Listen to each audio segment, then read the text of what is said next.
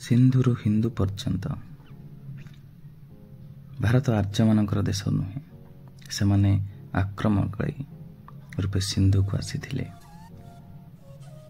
ଭାରତକୁ ପ୍ରାଚୀନ କାଳରୁ ବହୁବିଧ ପ୍ରାକୃତିକ ସୌନ୍ଦର୍ଯ୍ୟରେ ପରିପୂର୍ଣ୍ଣ ଶସ୍ୟ ଶ୍ୟାମଳ ତଥା ଉନ୍ନତ ଦେଶ କୁହାଯାଉଥିଲା। ସେଥିପାଇଁ ଭାରତକୁ ସୁନାର ଚଢ଼େଇ ବୋଲି ମଧ୍ୟ କୁହାଯାଉଥିଲା। ଏହି କାରଣରୁ ଭାରତକୁ ସବୁବେଳେ ବିଦେଶୀମାନେ ଆକ୍ରମଣ କରୁଥିଲେ। ସେମାନଙ୍କ ମଧ୍ୟରେ ହୁଣ, ଯବନ, ମୁସଲମାନ, ପର୍ତ୍ତୁଗୀଜ ଏବଂ ଇଂରେଜ ପ୍ରମୁଖ ଥିଲେ, ଯେଉଁମାନେ ଭାରତକୁ ସମ୍ପୂର୍ଣ୍ଣ ଭାବରେ ଲୁଣ୍ଠନ କଲେ ତଥା ଏଠିକାର କଳା ସଂସ୍କୃତି ସଭ୍ୟତାକୁ ଧ୍ୱଂସ କରି ଚୁରମାର କରିଦେଲେ। ଏମାନଙ୍କର ବ୍ୟତୀତ ସିନ୍ଧୁ ଭାରତ ଆକ୍ରମଣକାରୀଙ୍କ ମଧ୍ୟରେ ବିଦେଶୀ ଆର୍ଯ୍ୟ, ଯାହାକୁ ବ୍ରାହ୍ମଣମାନେ ମଧ୍ୟ ଥିଲେ। ଯେଉଁ ଆର୍ଯ୍ୟ ବ୍ରାହ୍ମଣମାନେ ଭାରତକୁ ଲୁଟିଲେ ତଥା ଭାରତ ମୂଳ ନିବାସୀମାନଙ୍କୁ ପରାସ୍ତ କରି ସେହି ରାଜ୍ୟରେ ବସବାସ କଲେ।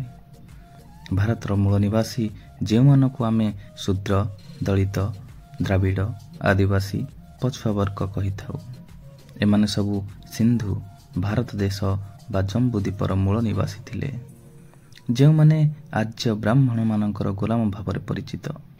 2500 ବର୍ଷ ପୂର୍ବେ ସମ୍ପୂର୍ଣ୍ଣ ବିଶ୍ୱରେ କେବଳ 8ଟି ଦ୍ୱୀପ ଥିଲା। ସେଗୁଡ଼ିକ ହେଲା 1 ଏସିଆ ମହାଦ୍ୱୀପ, 2 Europe, 3 Africa, 4 Australia, 5 America, 6 Atlantic, 7 Sinhala ଦ୍ୱୀପ ଏବଂ 8 ଜମ୍ବୁଦ୍ୱୀପ। ଜମ୍ବୁଦ୍ୱୀପର ରାଜଧାନୀ ହରପ୍ପା ଥିଲା। ହରପ୍ପାର ସମାଜ ଜାତିବିହୀନ ଥିଲା। ସମସ୍ତେ ସମାନ ଭାବରେ ଜୀବନଯାପନ କରୁଥିଲେ। ସିନ୍ଧୁ ଭାରତ ଦେଶକୁ ଆର୍ଯ୍ୟ ବ୍ରାହ୍ମଣମାନେ ଖ୍ରୀଷ୍ଟପୂର୍ବ 2500 ପାଖାପାଖି ଆକ୍ରମଣ କରିଥିଲେ। ଡକ୍ଟର ପି ଗାଇଲସ ତାଙ୍କର ରଚିତ ଇଂରାଜୀ ପୁସ୍ତକ କେମ୍ବ୍ରିଜ ହିଷ୍ଟ୍ରି ଅଫ୍ ଇଣ୍ଡିଆରେ ଲେଖିଛନ୍ତି ଯେ ଆର୍ଯ୍ୟ ବ୍ରାହ୍ମଣମାନେ ୟୁରୋପ ଦେଶର ବାସିନ୍ଦା ଅଟନ୍ତି। ଇରାନର ପ୍ରାଚୀନ ଧର୍ମଗ୍ରନ୍ଥ ଅବସ୍ଥା ତଥା ଋଗ୍ବେଦର ଅନେକ ତଥ୍ୟ ସମାନ ପରିଲିଖିତ ହୁଏ ଏବଂ ଆର୍ଯ୍ୟ ବ୍ରାହ୍ମଣମାନଙ୍କର ଧର୍ମଗ୍ରନ୍ଥ ବେଦ ପୁରାଣ ସବୁ ଖ୍ରୀଷ୍ଟପୂର୍ବ 1600ରେ ରଚିତ ହୋଇଛି। ଭାରତର ପ୍ରଥମ ପ୍ରଧାନମନ୍ତ୍ରୀ ଜବାହରଲାଲ ନେହେରୁ ତାଙ୍କର ହିନ୍ଦୁ ପୁସ୍ତକ ଭାରତ ଏକ ଖୋଜରେ ଲେଖିଛନ୍ତି କି ବୈଦିକ ଆର୍ଯ୍ୟ ବ୍ରାହ୍ମଣମାନଙ୍କର ପ୍ରମୁଖ ଉତ୍ତରାଧିକାରୀ ଆର୍ଯ୍ୟ ବ୍ରାହ୍ମଣ ଅଟନ୍ତି, ଯେଉଁମାନେ କି ଇରାନରୁ ଭାରତକୁ ଆସିଥିଲେ। ଭାରତରେ ବସବାସ କରୁଥିବା ଆର୍ଯ୍ୟ ବ୍ରାହ୍ମଣ ଆଉ ଇରାନୀ ବାସିନ୍ଦା ଅଲଗା ହୋଇ ନିଜ ନିଜର ରାସ୍ତାରେ ଯିବା ପୂର୍ବରୁ ଗୋଟିଏ ଜାତିରେ ଥିଲେ। ବୈଦିକ ଧର୍ମ ଆଉ ଜରଥୁସ୍ତ ଧର୍ମ, ଏହି ଦୁଇ ଧର୍ମ ସମାନ ଥିଲା। ବେଦ ଆଉ ଅବେସ୍ତା, ଏହି ଦୁଇ ଧର୍ମ ଗ୍ରନ୍ଥ ସମାନ ଥିଲା। ପରବର୍ତ୍ତୀ ସମୟରେ ପାର୍ସୀ ଏବଂ ସଂସ୍କୃତ ଭାଷାର ବିକାଶ ହେବାରୁ ଅଲଗା ହେଲେ, କିନ୍ତୁ ଦୁଇଟି ଯାକର ମୂଳ ଶବ୍ଦାବଳୀ ଗୋଟିଏ। ଯେମିତିକି ପାର୍ସୀ ଏବଂ ଇଂରାନୀ ଭାଷାରେ ସେମାନଙ୍କର କଳା ଓ ସଂସ୍କୃତିର ଛାପ ରହିଥାଏ, ସେହିଭଳି ଋଗ୍ବେଦ ଆଉ ଅବେସ୍ତାରେ ଇରାନୀ ତଥା ପାର୍ସୀ କଳା ସଂସ୍କୃତି ଦେଖାଯାଏ। ପାର୍ସୀ ଲୋକେ ନିଜକୁ ପାର୍ଶ୍ୱ ବୋଲାଉଥିଲେ, ପରେ ପାର୍ସିକ ବୋଲାଇଲେ। ସର୍ବପ୍ରଥମେ ଆର୍ଯ୍ୟ ବ୍ରାହ୍ମଣ ଗୋଷ୍ଠୀ ଏକତ୍ରିତ ହୋଇ ଡେନ୍ୟୁବ ନଦୀ କୂଳ ଦେଇ ବାଲେସିଆ ପହଞ୍ଚିଲେ। ପରେ ବାସଫେରସ, ଡାନିଆଲ, ଦର୍ରା ଦେଇ ଏସିଆ ମାଇନର ମାଳଭୂମି ପାରି ହୋଇ ଆଫାରତ ଓ ତିଗ୍ରା ପହଞ୍ଚିଲେ।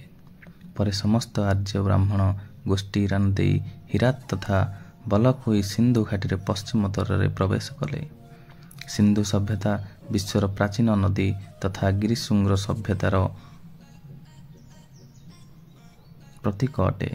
ଏହା ହରପ୍ପା ସଭ୍ୟତା ତଥା ସିନ୍ଧୁ ସଭ୍ୟତା ନାମରେ ପରିଚିତ। ସିନ୍ଧୁ ସଭ୍ୟତାର ବିକାଶ ସରସ୍ୱତୀ ନଦୀ କୂଳରେ ହୋଇଥିଲା। ହରପ୍ପା ସିନ୍ଧୁ ସଭ୍ୟତାର ସୀମା ଗୁଜରାଟ ପର୍ଯ୍ୟନ୍ତ ବ୍ୟାପ୍ତ ଥିଲା। ସିନ୍ଧୁ ସଭ୍ୟତାରୁ ଆମକୁ ଜଣାପଡ଼େ ଯେ ସିନ୍ଧୁ ସଭ୍ୟତା ଭାରତ ଦେଶର ଆଦିବାସୀ ମୂଳ ନିବାସୀମାନଙ୍କର ଅର୍ଥାତ୍ ଦ୍ରାବିଡ଼ମାନଙ୍କର ସଭ୍ୟତା ଥିଲା। ସିନ୍ଧୁ ଲିପି ଆର୍ଯ୍ୟ ବ୍ରାହ୍ମଣମାନଙ୍କର ଲିପି ନୁହେଁ ଏବଂ ଆର୍ଯ୍ୟ ବ୍ରାହ୍ମଣମାନଙ୍କର ମାନବ ବଂଶ ମଧ୍ୟ ଦ୍ରାବିଡ଼ମାନଙ୍କର ସହିତ ସମାନ ନଥିଲା। ଆର୍ଯ୍ୟ ବ୍ରାହ୍ମଣମାନେ ସିନ୍ଧୁ ସଭ୍ୟତାର ନୁହନ୍ତି। ଆର୍ଯ୍ୟ ବ୍ରାହ୍ମଣମାନେ ଗ୍ରାମ୍ୟ ସଭ୍ୟତାର ଥିଲେ, କାରଣ ଏମାନେ ନଗର ସଭ୍ୟତା ବାବଦରେ ଅନଭିଜ୍ଞ ଥିଲେ। ସିନ୍ଧୁ ଦେଶରେ ସାମ୍ବର, କିରାତ ଆଉ ପଣି ଆଦି ସମୃଦ୍ଧ ଶିଳାଇ ଲୋକମାନଙ୍କର ନାଗରିକ ଦ୍ରାବିଡ଼ ସଭ୍ୟତା ଥିଲା ତଥା ସିନ୍ଧୁ ସଭ୍ୟତାର ଲୋକମାନେ ଯଜ୍ଞ, ଦେବତା ପୂଜା, ପଶୁବଳି ପ୍ରଥା, ଅନ୍ଧବିଶ୍ୱାସ ଦେବୀ ଶକ୍ତି ଏସବୁକୁ କୁସଂସ୍କାରକୁ ମାନୁ ନଥିଲେ। ଆର୍ଯ୍ୟ ବ୍ରାହ୍ମଣମାନଙ୍କର ରଙ୍ଗ ବହୁତ ଗୋରା, ଲମ୍ବା ନାକ, ସିଧା ବାଳ, କହଁରା ଆଖି ଏବଂ ଲମ୍ବା ଚେହେରା ତଥା ଉଚ୍ଚଡ଼ା ଚଉଡ଼ା କପାଳ ଅଟେ। ଆର୍ଯ୍ୟ ବ୍ରାହ୍ମଣମାନେ ଖାଦ୍ୟ ଅନୁସନ୍ଧାନରେ ଏଣେ ତେଣେ ବୁଲୁଥିଲେ। ଏହିପରି ଭାବରେ ସିନ୍ଧୁ ଘାଟିରେ ପହଞ୍ଚିଲେ। ସିନ୍ଧୁ ଘାଟି ଭାରତର ମୂଳ ନିବାସୀ ଦ୍ରାବିଡ଼ କିରାତମାନଙ୍କ ସଙ୍ଗରେ ଘମାଘୋଟ ଲଢ଼େଇ ହେଲା। ଏମାନଙ୍କର ଯୁଦ୍ଧ ଦୀର୍ଘ 40 ବର୍ଷ ପର୍ଯ୍ୟନ୍ତ ଚାଲିଲା। ଆର୍ଯ୍ୟ ବ୍ରାହ୍ମଣମାନଙ୍କର ପ୍ରମୁଖ ଯୋଦ୍ଧା ଇନ୍ଦ୍ର, ସୋମ, ଦେବଦାସ 40 ବର୍ଷ ଯୁଦ୍ଧ କଲା ପରେ ମଧ୍ୟ ଶାମ୍ବର ରାଜାକୁ ପରାସ୍ତ କରିପାରିଲେ ନାହିଁ। ଶାମ୍ବର ରାଜାଙ୍କୁ ଆର୍ଯ୍ୟ ବ୍ରାହ୍ମଣମାନେ ଛଳ କପଟ କରି ଶୋଇଥିବା ଅବସ୍ଥାରେ ହିଁ ହତ୍ୟା କରିଦେଲେ। ଶାମ୍ବର ରାଜାଙ୍କର ହତ୍ୟା ପରେ ଶାମ୍ବରଙ୍କର ରାଜ୍ୟକୁ ନିଜ ଅଧୀନରେ ରଖିନେଲେ। ଏହାପରେ ଆର୍ଯ୍ୟ ବ୍ରାହ୍ମଣମାନେ କିରାତମାନଙ୍କୁ ହତ୍ୟା କଲେ। କିରାତ ଆଉ ଶାମ୍ବରମାନଙ୍କୁ ହତ୍ୟା ପରେ ଏହି ଦୁଇଟି ରାଜ୍ୟକୁ ଆର୍ଯ୍ୟ ବ୍ରାହ୍ମଣମାନେ ନିଜ ଅଧୀନକୁ ନେଇଗଲେ ଏବଂ ଏହି ଦୁଇଟି ରାଜ୍ୟକୁ ଶାସନ ମଧ୍ୟ କଲେ। ଏହି ଯୁଦ୍ଧ 240 ବର୍ଷ ପର୍ଯ୍ୟନ୍ତ ହୋଇଥିଲା। ଏହି ଯୁଦ୍ଧର ପ୍ରମାଣ ଋଗ୍ବେଦରେ ଉଲ୍ଲେଖ ଅଛି ଦେବ ଆଉ ଅସୁର ସଂଗ୍ରାମ ନାମରେ।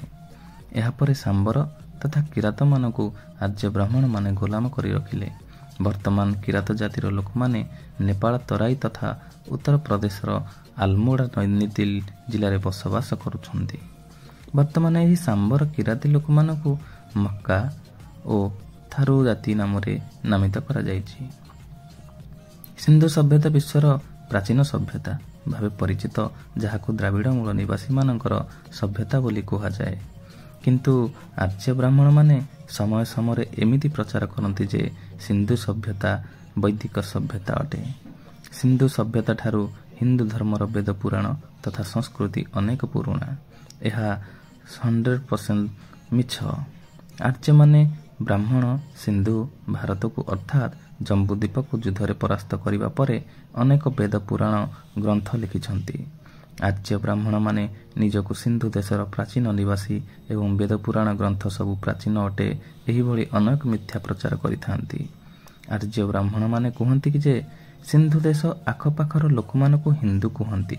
ଆଉ କିଛି ଲୋକ ଏହିଭଳି କୁହନ୍ତି ଆରବ ଦେଶର ଲୋକମାନେ କୁ ହ ବୋଲି ଉଚ୍ଚାରଣ କରିଥାନ୍ତି, ସେଥିପାଇଁ ସିନ୍ଧୁକୁ ହିନ୍ଦୁ ବୋଲି କୁହନ୍ତି। ଏହିଭଳି ଭ୍ରମିତ ଶବ୍ଦକୁ କିଛି ସମୟ ପାଇଁ ମାନିନେବା ଠିକ୍ ଅଛି। ସନାତନକୁ ସନାତନ ବୋଲି କହୁନାହାନ୍ତି ତ? ଇସଲାମକୁ ଇହଲାମ ବୋଲି କହୁନାହାନ୍ତି ତ? ଆମକୁ ଜାଣିବା ଦରକାର ଆର୍ଯ୍ୟ ବ୍ରାହ୍ମଣମାନେ ସିନ୍ଧୁ ଦେଶ ଆକ୍ରମଣ କରିବା ଉଦ୍ଦେଶ୍ୟରେ ହିଁ ଆସିଥିଲେ। ସିନ୍ଧୁ ଦେଶର ଅଧିବାସୀ ମୂଳ ନିବାସୀମାନଙ୍କୁ ଛଳ କପଟତା ବଳରେ ହତ୍ୟା କରିନେଲେ। ହତ୍ୟା ପରେ ସିନ୍ଧୁ ଦେଶର ସମ୍ପତ୍ତିକି ମଧ୍ୟ ଲୁଣ୍ଠନ କଲେ। ଏହି ପ୍ରକାର ଖରାପ କର୍ମକୁ ପାର୍ସିମାନ ବିରୋଧ କରି ଆର୍ଯ୍ୟ ବ୍ରାହ୍ମଣମାନଙ୍କୁ ଗାଳିଗୁଲଜ କରି ହିନ୍ଦୁ ବୋଲି କହିଲେ। ଏହି ହିନ୍ଦୁ ଗାଳି, ଯାହାର ଅର୍ଥ ନୀଚ ଲୋକମାନଙ୍କର ସମୂହ, ହି ପ୍ଲସ୍ ନ ହୀନ ଅର୍ଥ ନୀଚ, ଦୁ ପ୍ଲସ୍ ର ଅର୍ଥ ସମୂହ, ହିନ୍ଦୁ ନୀଚ ଲୋକମାନଙ୍କର ସମୂହ।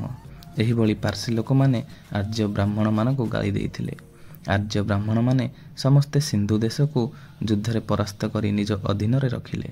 ଆର୍ଯ୍ୟ ବ୍ରାହ୍ମଣମାନେ ସିନ୍ଧୁ ଦେଶର ମୂଳ ନିବାସୀମାନଙ୍କୁ ଗୋଲାମ କରିବା ପରେ ଶୂଦ୍ର ଆଦିବାସୀ ଜାତିରେ ବିଭକ୍ତ କଲେ। ସିନ୍ଧୁ ଦେଶର ମୂଳ ନିବାସୀମାନେ ହିନ୍ଦୁ ନୁହନ୍ତି। ଏମାନଙ୍କର ପରିଚୟ କ'ଣ? ଏମାନଙ୍କର ଧର୍ମ କ'ଣ? ମୂଳ ନିବାସୀମାନେ ବୌଦ୍ଧ ଧର୍ମର ଅଟନ୍ତି। କାହିଁକି ନା ଭଗବାନ ବୁଦ୍ଧଙ୍କ ପୂର୍ବରୁ 27 ଜଣ ବୁଦ୍ଧ ଏହି ସଂସାରକୁ ଆସିଥିଲେ। ଭଗବାନ ବୁଦ୍ଧଙ୍କ ପୂର୍ବରୁ 27 ଜଣ ବୁଦ୍ଧ ଲୋକମାନଙ୍କର ବିକାଶର ବାର୍ତ୍ତା ଯଥା ସମତା, ସ୍ୱତନ୍ତ୍ରତା, ବନ୍ଧୁତା, ନ୍ୟାୟ, ଶାନ୍ତି, ମୈତ୍ରୀ, କରୁଣା, ଭାଇଚାରାର ସନ୍ଦେଶ ପ୍ରଚାର ପ୍ରସାର କରୁଥିଲେ। ଏହାର ପ୍ରମାଣ ସିନ୍ଧୁ ସଭ୍ୟତାରେ ଉଲ୍ଲେଖ ଅଛି। କିନ୍ତୁ ଆର୍ଯ୍ୟ ବ୍ରାହ୍ମଣ ଯବନ, ମୁସଲମାନ, ହୁଣ, ପର୍ତ୍ତୁଗୀଜ, ଆରବୀ, ତୁର୍କୀ, ଇଂରେଜ ଆଦି ଆକ୍ରମଣକାରୀ ଭାରତ ମହାଦେଶକୁ ଧ୍ୱସ୍ତ ବିଧ୍ୱସ୍ତ କରିଦେଲେ। ଫଳରେ ବୌଦ୍ଧ ଧର୍ମ ଅଳ୍ପ ସଂଖ୍ୟକ ଧର୍ମରେ ପରିଣତ ହେଲା। ଯଦି ଭିଡ଼ିଓଟି ଭଲ ଲାଗିଥାଏ ତାହେଲେ ସବସ୍କ୍ରାଇବ୍ ଚ୍ୟାନେଲଟିକୁ କରିଦେବେ ଏବଂ ଲାଇକ୍ କମେଣ୍ଟରେ ଭରପୁର କରିଦେବେ।